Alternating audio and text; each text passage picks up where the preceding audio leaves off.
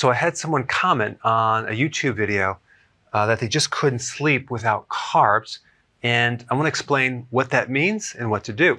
So if you've had insulin resistance in the past and you go on a ketogenic plan and you start cutting back your carbs, realize that if that insulin resistance has been there for a long time, it's going to take a long time to get it corrected. It could take months, it could take up to a year to fully get that stabilized. And what happens with insulin resistance is you have higher amounts of insulin. But when you do keto, you have lower amounts of carb.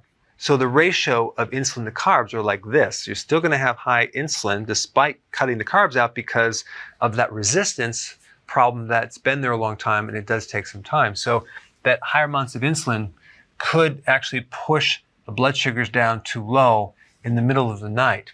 Now, with low blood sugars, you have counter hormones that keep your blood sugars from going down too low.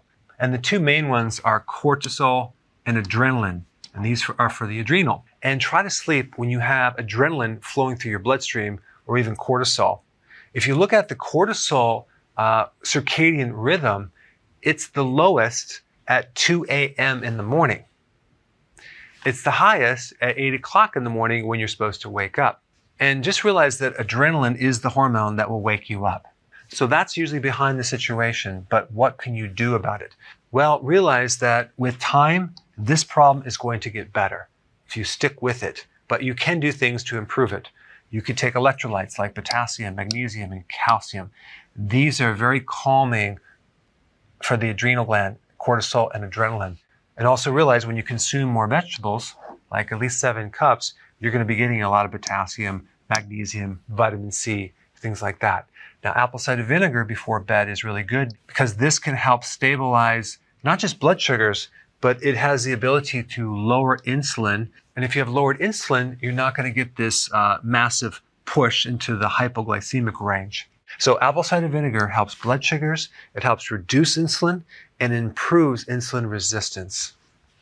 Number 4, protein is a stimulant. So you want to adjust the amount of protein that you consume as your last meal, because you may be consuming too much, which will stimulate your nervous system, and that alone can keep you up at night. We already mentioned the vegetables. B1, vital for sleeping. Not just being on a ketogenic diet and needing more B1 in your metabolism, but B1 is one of the key nutrients that involve energy production during the day, but at night help you prevent things like restless leg syndrome.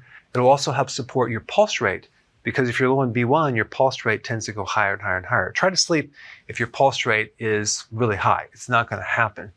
B1 is also good for anxiety. It's also good to prevent nightmares. And it's really good if you have that excessive thinking 24/7 that kind of keeps you up as well. Also limit the caffeine in the coffee and the tea. I recommend just 1 small cup in the morning. And the last thing you may want to try is exogenous ketones. Those are ketone salts that you can get online or from the health food store. And if you took those before bed, it will feed your brain the ketones, so your brain's not as dependent on the blood sugar, so you have less of this going on. And lastly, vitamin D. People always tend to sleep better if they've been out in the sun during the day. And if it's in the wintertime, basically just take some vitamin D, and that will actually help you sleep as well. All right, thanks for watching, and definitely check out more of the comprehensive videos that I have on the topic of sleep.